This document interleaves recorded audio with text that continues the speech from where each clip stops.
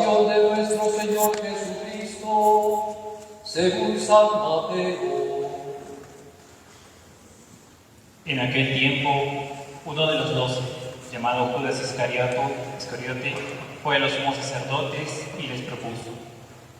¿Cuánto me dan si les entrego a Jesús? Ellos acordaron darle 30 monedas de plata, y desde entonces andaba buscando la ocasión propicia para entregarlo. El primer día de los ácimos se acercaron los discípulos a Jesús y le preguntaron: ¿Dónde quieres que te preparemos la cena de Pascua? Él contestó: Vayan a la ciudad, a casa de fulano y díganle: el maestro dice, mi hora está cerca, deseo celebrar la Pascua en tu casa con mis discípulos. Los discípulos cumplieron las instrucciones de Jesús y prepararon la Pascua. Al atardecer se puso a la mesa con los 12. Mientras comían, dijo: Les aseguro que uno de ustedes me va a entregar. Ellos, consternados, se pusieron a preguntarle uno tras otro: Señor, ¿acaso seré yo?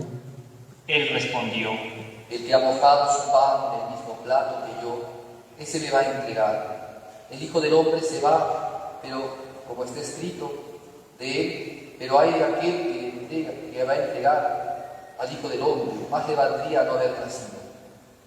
Entonces preguntó Judas, el que lo iba a entregar: ¿Soy yo acaso, maestro? Él respondió: Tú lo has dicho. Durante la cena, Jesús tomó pan, pronunció la bendición, lo partió y lo dio a sus discípulos diciendo: Tomen y coman, esto es mi cuerpo. Y, cogiendo una copa, pronunció la acción de gracias y se la dio diciendo: Beban todos de ella, porque esta es mi sangre, sangre de la alianza derramada por todos para el perdón de los pecados. Y les digo que no beberé más del fruto de la vid hasta el día que beba con ustedes el vino nuevo en el reino de mi Padre. Cantaron el salmo y salieron para el monte de los olivos. Entonces Jesús les dijo: Esta noche van a caer todos por mi causa, porque está escrito, heriré al pastor y se dispersarán las ovejas del rebaño. Pero cuando resucite, iré antes de que ustedes a Galilea. Pedro replicó: Aunque todos caigan por tu causa, yo jamás caeré. Jesús le dijo: Te aseguro que esta noche, antes de que el gallo cante, me negarás 3 veces. Pedro replicó: Aunque tenga que morir contigo, no te negaré. Y lo mismo decían los demás discípulos. Entonces Jesús fue con ellos al huerto llamado Getsemaní y les dijo: Siéntense aquí mientras voy allá a orar. Y llevándose a Pedro y a los 2 hijos del Zebedeo, empezó a entristecerse y a angustiarse. Entonces les dijo: Muero de tristeza, quédense aquí y velen conmigo. Y adelantándose un poco, cayó rostro en tierra y oraba diciendo: Padre mío, si es posible que pase y se aleje de mí este cáliz, pero no se haga lo que yo quiero, sino lo que tú quieres. Y se acercó a los discípulos y los encontró dormidos. Dijo a Pedro: ¿No han podido velar una hora conmigo? Velen y oren para no caer en la tentación, pues el espíritu es decidido, pero la carne es débil. De nuevo se apartó por segunda vez y oraba diciendo: Padre mío, si este cáliz no puede pasar sin que yo lo beba, hágase tu voluntad. Y, viniendo otra vez, los encontró dormidos, porque los ojos se les cerraban de sueño. Dejándolos de nuevo, por tercera vez oraba, repitiendo las mismas palabras. Luego se acercó a sus discípulos y les dijo: Ya pueden dormir y descansar. Miren, está cerca la hora, y el Hijo del Hombre va a ser entregado en manos de los pecadores. Levántense, vamos, ya está cerca el que me va a entregar. Todavía estaba hablando cuando apareció Judas, uno de los 12, acompañado de un tumulto de gente, con espadas y palos, mandado por los sumos sacerdotes y los ancianos del pueblo. El traidor les había dado esta contraseña. Al que yo bese, ese es. Deténganlo. Después se acercó a Jesús y le dijo, Te saludo, maestro. y lo besó. Pero Jesús le contestó. Amigo, ¿a qué vienes? Entonces se acercaron a Jesús y le echaron mano para detenerlo. Uno de los que estaban con él agarró la espada, la desenvainó y de un tajo le cortó la oreja al criado del sumo sacerdote. Jesús le dijo, Envaina la espada. Quien usa espada, a espada morirá. ¿Piensas que no puedo acudir a mi Padre? Él me mandaría enseguida más de 12 legiones de ángeles, pero entonces no se cumpliría la escritura que dice que esto tiene que pasar. Entonces dijo Jesús a la gente, ¿Han salido ustedes a prenderme con espadas y palos como a un bandido? A diario me sentaba en el templo a enseñar y sin embargo no me detuvieron. todo esto ocurrió para que se cumpliera lo que escribieron los profetas. En aquel momento todos los discípulos lo abandonaron y huyeron. Los que detuvieron a Jesús lo llevaron a la casa de Caifás, el sumo sacerdote, donde se habían reunido los escribas y los ancianos. Pedro lo seguía de lejos hasta el palacio del sumo sacerdote. Entró y se sentó con los criados para ver en qué terminaría todo aquello. Los sumos sacerdotes y el Sanedrín en pleno buscaban un falso testimonio contra Jesús para condenarlo a muerte, y no lo encontraban, a pesar de que los muchos y falsos testigos que comparecían. Finalmente, comparecieron dos que dijeron, Este ha dicho, puedo destruir el templo de Dios y reconstruirlo en 3 días. el sumo sacerdote se puso en pie y le dijo, ¿No tienes nada que responder? ¿Qué son estos cargos que levantan contra ti? pero Jesús callaba. Y el sumo sacerdote le dijo, Te conjuro por el Dios vivo a que nos digas si tú eres el Mesías, el Hijo de Dios. Jesús le respondió, Tú lo has dicho, más aún.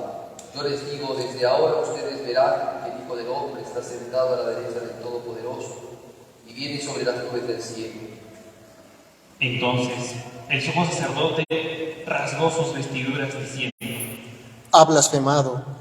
¿Qué necesidad tenemos ya de testigos? Acaban de oír la blasfemia. ¿Qué deciden? y ellos contestaron. Es reo de muerte. Entonces le escupieron a la cara y lo bofetearon. Otros lo golpearon diciendo, Adivina, Mesías, ¿quién te ha pegado? Pedro estaba sentado afuera en el patio y se le acercó una criada y le dijo, También tú andabas con Jesús el Galileo. él lo negó delante de todos diciendo, No sé qué quieres decir. y al salir al portal lo vio otra y dijo a los que estaban allí. Este andaba con Jesús el Nazareno. Otra vez negó él con juramento. No conozco a ese hombre. Poco después se acercaron los que estaban allí y dijeron a Pedro, Seguro, tú también eres de ellos. Te delata tu acento. entonces él se puso a echar maldiciones y a jurar diciendo, No conozco a ese hombre. y enseguida cantó un gallo. Pedro se acordó de aquellas palabras de Jesús, antes que cante el gallo, me negarás 3 veces. Y, saliendo fuera, lloró amargamente. Al hacerse el día, todos los sumos sacerdotes y los ancianos del pueblo se reunieron para preparar la condena de muerte de Jesús. Y atándolo, lo llevaron y lo entregaron a Pilato, el gobernador. Entonces Judas, el traidor, al ver que había condenado a Jesús, sintió remordimiento y devolvió las 30 monedas de plata a los sumos sacerdotes y ancianos, diciendo, He pecado. He entregado a la muerte a un inocente. pero ellos dijeron, ¿A nosotros qué? Allá tú. él, arrojando las monedas en el templo, se marchó, y se fue y se ahorcó. Los sumos sacerdotes, recogiendo las monedas, dijeron, No es lícito echarla en las arcas de las ofrendas, porque son precio de sangre. Y después de discutirlo, compraron con ellas el campo del alfarero para cementerio de forasteros. Por eso aquel campo se llama todavía campo de sangre. Así se cumplió lo escrito por el profeta Jeremías. Y tomaron las 30 monedas de plata, precio que le pusieron a los hijos de Israel, y pagaron con ellas el campo del alfarero, como me lo había ordenado mi Señor. Jesús fue llevado ante el gobernador, y el gobernador le preguntó: ¿Eres tú el rey de los judíos? Jesús respondió: Tú lo dices. Y mientras lo acusaban, los sumos sacerdotes y los ancianos no contestaban nada. Entonces Pilato le preguntó: ¿No oyes cuántos cargos presentan contra ti? Como no contestaba ninguna pregunta, el gobernador estaba muy extrañado. Por la fiesta, el gobernador solía soltar un preso, el que la gente quisiera. Tenía entonces un preso famoso, llamado Barrabás.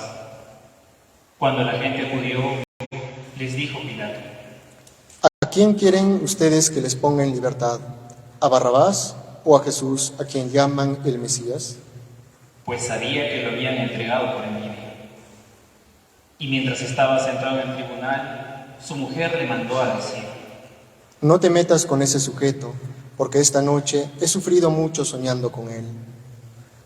Pero los sumos sacerdotes y los ancianos convencieron a la gente que le pidieran el indulto de Barrabás y la muerte de Jesús. El gobernador preguntó: ¿A cuál de los dos quieren ustedes que ponga en libertad?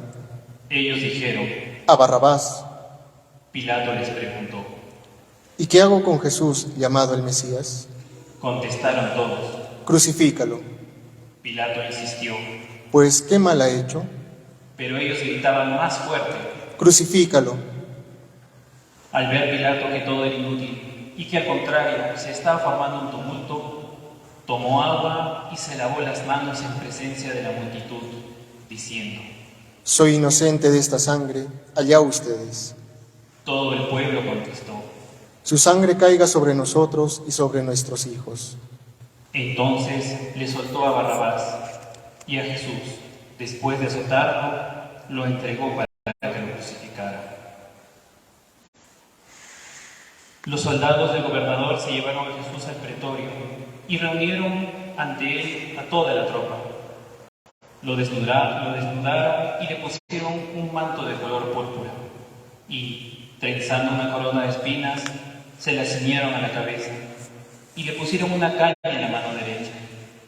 Y doblando ante él la rodilla, se burlaban de él diciendo: Salve, Rey de los judíos. Luego le escupían, le quitaban la caña y le golpeaban con ella la cabeza. Y terminada la burla, le quitaron el manto, le pusieron su ropa y lo llevaron a crucificar. Al salir, encontraron a un hombre de Cirene llamado Simón y lo forzaron a llevar la cruz. Cuando llegaron al lugar llamado Gólgota, que quiere decir la calavera, le dieron de beber vino mezclado con hielo. Él lo probó, pero no quiso beberlo. Después de crucificarlo, se repartieron su ropa echando la suerte y luego se sentaron a custodiarlo. Encima de la cabeza colocaron un letrero con la acusación: Este es Jesús, el Rey de los judíos. Crucificaron con él a dos bandidos, uno a la derecha y otro a la izquierda. Los que pasaban lo injuriaban y decían moviendo la cabeza: Tú que destruías el templo y lo reconstruías en 3 días, sálvate a ti mismo. Si eres hijo de Dios, baja de la cruz. Los sumos sacerdotes con los escribas y los ancianos se burlaban también diciendo: A otros ha salvado, y él no se puede salvar. ¿No es el Rey de Israel? Que baje ahora de la cruz y le creeremos. ¿No ha confiado en Dios? Si tanto lo quiere Dios, que lo libere ahora. ¿No decía que era hijo de Dios? Hasta los bandidos que estaban crucificados con él lo insultaban. Desde el mediodía hasta la media tarde vinieron tinieblas sobre toda aquella región. A media tarde Jesús gritó con voz potente: Eloí, Eloí, lama sabactani. Lo que quiere decir: Dios mío, ¿por qué me has abandonado? al oírlo, algunos de los que estaban allí dijeron.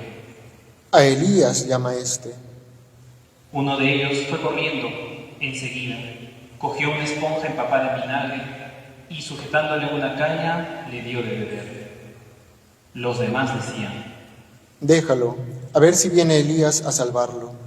Entonces Jesús, de nuevo, dando un fuerte grito, exhaló el espíritu. Nos ponemos de rodillas.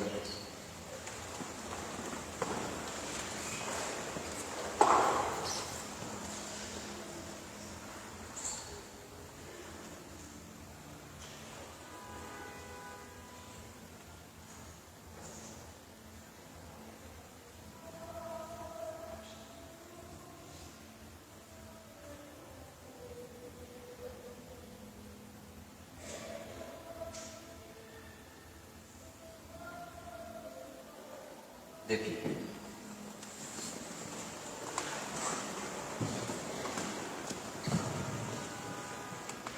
En esto, el velo del templo se rasgó en dos, de arriba abajo. La tierra tembló, las rocas se bajaron, las tumbas se abrieron y muchos cuerpos de santos que habían muerto resucitaron. Y, saliendo de las tumbas, después que él resucitó, entraron en la ciudad santa y se parecieron a muchos. El centurión y sus hombres que custodiaban a Jesús, al ver el terremoto y lo que pasaba, dijeron aterrorizados. Verdaderamente, este era Hijo de Dios. Había allí muchas mujeres que se miraban de lejos, aquellas que habían seguido a Jesús desde Galilea para atenderlo. Entre ellas, María Magdalena y María, la madre de Santiago y José, y la madre de los Zebedeos. Al anochecer, llegó un hombre rico de Arimatea, llamado José, que era también discípulo de Jesús. Este acudió a Pilato a pedirle el cuerpo de Jesús, y Pilato mandó que se lo entregara. José, tomando el cuerpo de Jesús, lo envolvió en una sábana limpia, lo puso en el sepulcro nuevo que había excavado en una roca, rodó la piedra grande a la entrada del sepulcro y se marchó. María Magdalena y la otra María se quedaron allí, sentadas enfrente del sepulcro. A la mañana siguiente, pasado el día de la preparación, acudieron en grupo los grupos de los sacerdotes y los fariseos a Pilato y le dijeron: Señor, nos hemos acordado de que aquel impostor, estando en vida, anunció: a los 3 días resucitaré. Por eso, da orden de que vigilen el sepulcro hasta el 3er día, no sea que vayan sus discípulos, roben el cuerpo y digan al pueblo: ha resucitado de entre los muertos. El último engaño sería peor que el primero. Pilato contestó: Ahí tienen ustedes la guardia, vayan y aseguren el sepulcro lo mejor que puedan. Ellos fueron, sellaron la piedra y con la guardia aseguraron la vigilancia del sepulcro. Palabra del Señor. Gloria a mi Señor Jesús.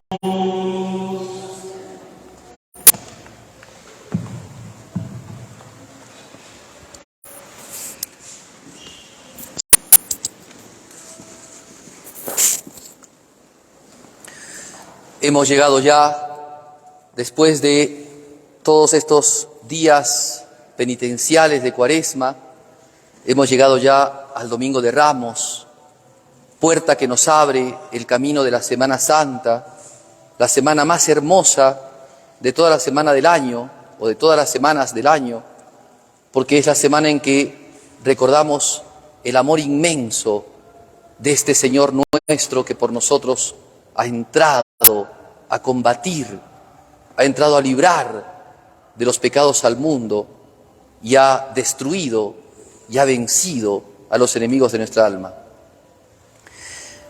Quiero que hoy día veamos un poco lo que hemos hecho, porque esto nos va a servir mucho para lo que después va a venir en la Semana Santa. A veces los cristianos, antiguamente porque muy pocos leían la Biblia, hoy día porque seguimos muy pocos leyendo la Biblia, a consecuencia de que se leen muchas cosas distintas o tal vez no se lee nada, pero poco sabemos lo que representa lo que estamos haciendo. Es decir, hay mucha gente que, por ejemplo, llega tarde a la misa y después dice, Padre, bendígame mi ramito. Y no está mal. Si llegaste tarde, bueno, es una pena, pero no viviste el rito. ¿En qué consistía el rito de los ramitos? Un poco lo expliqué al inicio, pero ahora lo voy a explicar con más detenimiento. Recuerden que en la Santa Misa, todo lo que hay, todo lo que se realiza, son signos. Son cosas que representan algo. Son cosas que, si bien son reales en sí mismas, sin embargo, manifiestan una cosa más grande, más plena. ¿Qué estamos entonces nosotros haciendo hoy día con ramitos? ¿Por qué razón pedimos que nos bendigan los ramos? Y además, entre paréntesis, quería contarles, ¿no? Muchos a veces cuando tienen los ramitos de un año para el otro, no saben qué hacer con el ramito, no saben si botarlo, qué sé yo. Yo no sé si ustedes sabían que con los ramitos que hemos tenido del Domingo de Ramos, el año siguiente se queman esos ramitos y las cenizas son las cenizas que después te echan el miércoles de ceniza. Entonces, los que tienen esos ramitos, por ejemplo, sería muy bueno que les ha quedado de un año para otro, que por ejemplo los lleven a la parroquia, si es que en la parroquia no hay, para que puedan quemar esos ramitos bendecidos, para que sirvan de ceniza para el miércoles de ceniza que viene. ¿Se entiende? Bueno, más o menos para que sepan. Algunos no saben esto, por eso lo explico. Pero ¿qué cosa es lo que ha pasado hoy día? ¿Qué cosa hemos presenciado? ¿Signo de qué es lo que hemos hecho hoy día? Los textos que hemos leído del Evangelio de San Mateo de hoy día al inicio cuentan cómo Jesucristo, esto no fue algo espontáneo, Jesús lo había preparado, así como nosotros hemos preparado esta ceremonia hoy día, así también Jesucristo había preparado esta situación, no fue algo espontáneo. No fue que Jesucristo encontró un burrito, ay, me subo en el burrito, estoy cansado, voy a ir a Jerusalén así. No fue esa situación. Él preparó todo.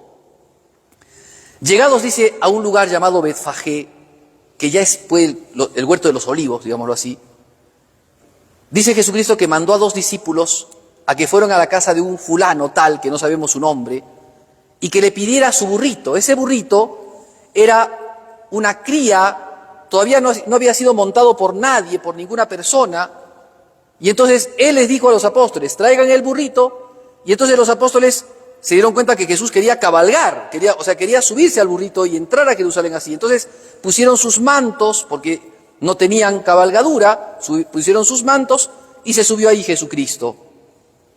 Y así llegó a Jerusalén. Ahora, sabemos por los textos de San Juan que Jesucristo no fue esa la única vez que subió a Jerusalén cuando ya estaba en su vida pública, en su vida de predicación. Jesucristo ya había vivido 2 Pascuas anteriores. Por eso es que nosotros sabemos que Jesucristo tuvo 3 años de predicación, porque pasó 3 Pascuas. Una, si mal no estoy, la cuenta San Juan en el Evangelio, en el capítulo 2. La otra, Jesucristo no fue a Jerusalén porque estaba multiplicando panes y peces, capítulo 6 del Evangelio de San Juan, pero dice, se acercaba a la fiesta de Pascua. Entonces, primera Pascua, segunda Pascua, capítulo 6, y tercera Pascua, esta que ya cuentan cuando Jesucristo está entrando a Jerusalén, con el burrito. Entonces, las primeras 2 Pascuas, o la Pascua que fue Jesucristo, y antes inclusive cuando en su vida oculta tantas veces habría ido, Jesucristo no había hecho ningún tipo de actuación como se dio ahora. Es más, lo que cuentan los estudiosos es que los peregrinos que iban a Jerusalén no andaban en cabalgadura, iban caminando, eran peregrinos, iban caminando hacia Jerusalén. Entonces Jesús había entrado a Jerusalén así antes. Pero ahora, ¿por qué entra de esta manera? ¿Qué hay allí? Claro, como digo, nosotros, como leemos poco la Escritura y además como no somos del pueblo judío que estaba siempre al tres de estas cosas, a veces no nos damos cuenta. Pensamos que fue solamente una anécdota, pero no. Es una actuación profética la que hace Jesucristo. Jesucristo aquí hace las veces de un profeta. Hay casos, por ejemplo, de profetas, cuando el rey Josías, se le venía la destrucción del reino de Israel, dice que el profeta fue a verlo y entonces llevó un manto nuevo y cortó el manto en 10. ¿Y eso qué quería decir? O sea, le mostró en acto lo que iba a pasar. Así como se ha roto este manto, que era único y era nuevo, así se va a partir Israel, en 10. Entonces, las actuaciones de los profetas, no solamente entonces los profetas hablaban, vaticinaban tal cosa, sino que los actos que hacían mostraban también cosas. Ahora, Cristo estaba profetizando, pero además no solamente estaba profetizando, sino que estaba cumpliendo unas profecías. El profeta Zacarías, y lo hemos escuchado nosotros en el Evangelio que hemos leído, que hemos proclamado afuera del templo, el profeta Zacarías, capítulo 9, versículo 9, búsquenlo, dice así, más o menos, yo no me acuerdo exactamente la frase, pero más o menos es así. Escucha, hija de Sión, mira, hija de Jerusalén, mira tu rey que viene, miren, mira tu rey que viene, manso y humilde, caminando en un asno, hijo pollino de una burra. O sea que los judíos, cuando vieron a Jesucristo, que se había subido un burriquito y que estaba andando hacia Jerusalén, sabían de esta profecía. Tu rey viene en un borriquito. Entonces, facilísimo, se dieron cuenta que era él el Mesías. Jesucristo acá no pasa por profeta, pasa por rey. Cuando ustedes escuchan lo que la gente les empieza a decir a Jesucristo, Jesucristo está cumpliendo una profecía, pero como profeta también está mostrando una realidad. ¿Cuál es esa realidad? Que él es el rey de Israel. Entonces, él sencillamente se subió al borriquito. Mantos en el borriquito, se sube al borriquito. Y entonces la gente, ahora vamos a ver qué gente, porque miren ustedes. Dice que un gobernador posterior a Pilato, 30 años después de la muerte de Jesucristo, hizo un censo de cuántos corderitos entraban a Jerusalén. Ustedes saben que la Pascua judía, ahora ya no, ahora solamente ponen un huesito, pero en la Pascua judía, en el tiempo de Cristo, hacían lo mismo que hacían cuando estaban en Egipto. ¿Qué decía Moisés? Para el día de la Pascua, para la cena pascual, agarra un cordero de un añito, machito, ¿no?, que no tenga defectos, córtalo, dególlalo, hazlo asar, y una vez asado, cómelo, tú y tu familia. Y si son pocos, llama a otra familia. Entonces, normalmente los judíos, cuando era una familia de pocos, o digámoslo así, cada 10 judíos tenía que haber un corderito. Dice que este gobernador contó la cantidad de corderitos y habían alrededor de 250.000 corderos que entraron a Jerusalén. Hagan ustedes la operación matemática y es más o menos 2 millones de personas que habían en Jerusalén para el día de Pascua. Entonces ustedes pueden imaginarse la cantidad de gente que hubo mientras estaba Jesucristo caminando hacia Jerusalén, la cantidad de gente que ya había en Jerusalén, ¿no? Muchos llegaban antes para purificarse, para vivir la Pascua. Entonces, Jerusalén era una ciudad abarrotada de gente. Entre esa gente, ¿quién estaba? Propios de Jerusalén, pero también habían peregrinos. Era obligatorio, además, sepan que eso lo decía la ley rabínica, los que vivían a 40 kilómetros de la redonda de Jerusalén tenían que sí o sí peregrinar para el día de la Pascua. Entonces piensen ustedes que había un montón de gente que no vivía en Jerusalén y que llegaba. Pero además, como en todas circunstancias de la historia del hombre, cuando hay un acontecimiento así, se llena de gente. Ustedes vean, nosotros lo que hoy día llamamos turismo, ¿no? Cuando hay un acontecimiento, una fiesta, una cosa así, se da una cantidad de gente que va a mirar. Sepan que además el templo de Jerusalén, según varios estudiosos, podría haber sido considerado una de las maravillas del mundo, así como el Faro de Diana, como la Biblioteca de Alejandría, como el Coloso de Rodas o qué sé yo, porque el templo de Jerusalén era monumental, era realmente impresionante. Y entonces la gente iba a conocer el templo de Jerusalén, era una maravilla.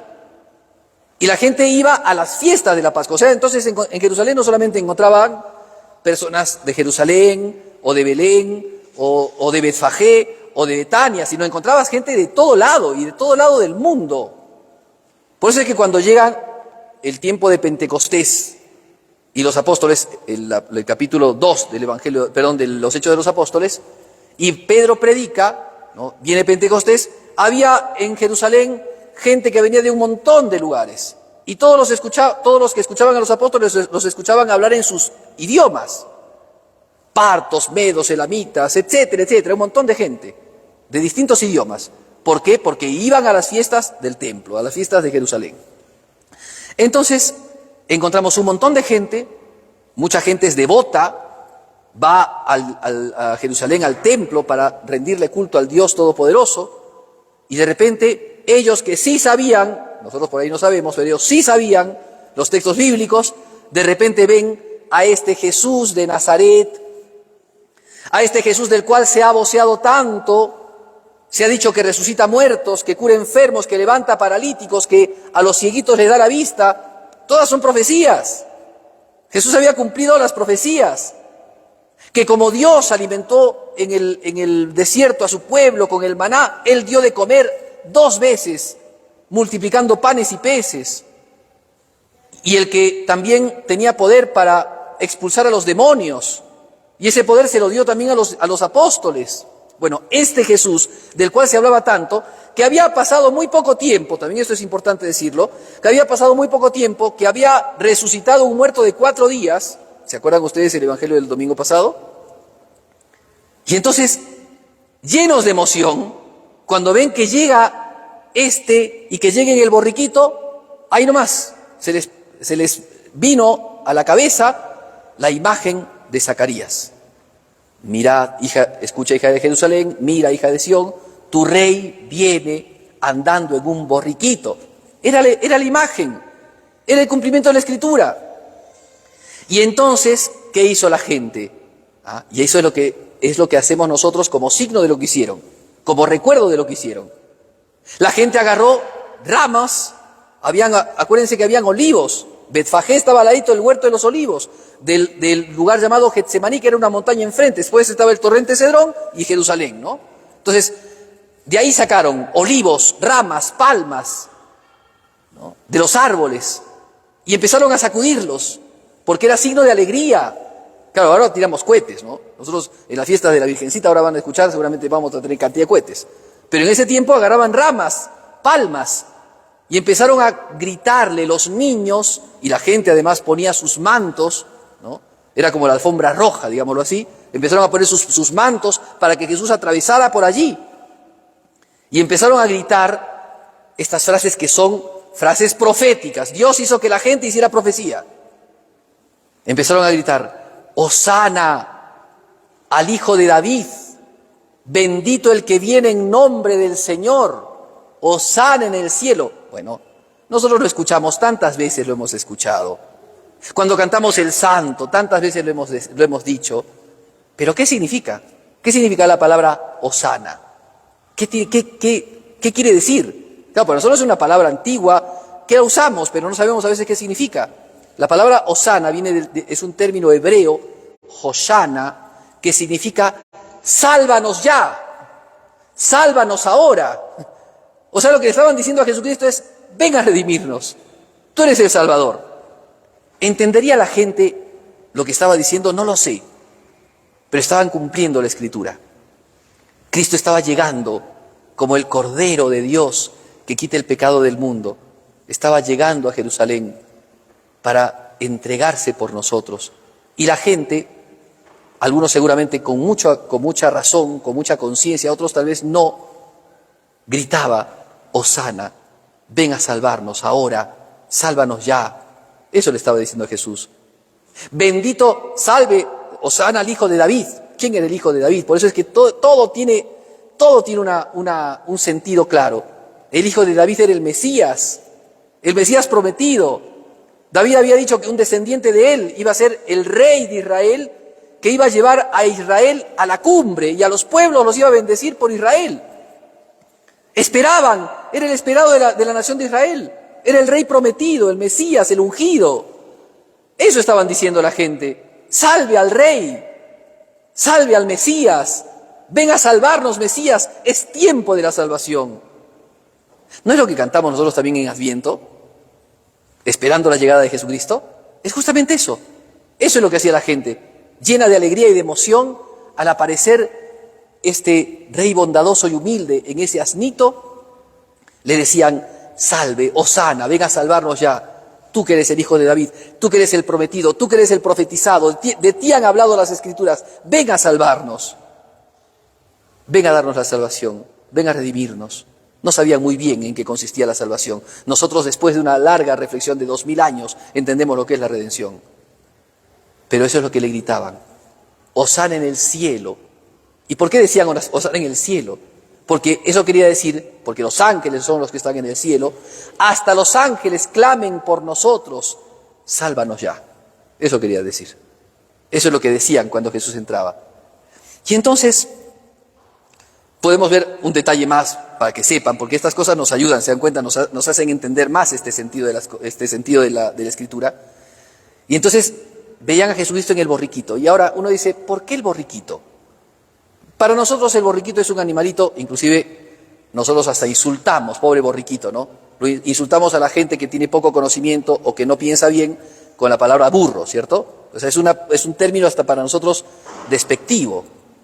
Pero en el pueblo de Israel no era así. Había dos diferencias. ¿Habían reyes que se podían subir en burros? Sí. Pero no era por burla. No era eso. El rey que andaba a caballo era el rey que iba a combatir. Era el rey que iba para la batalla.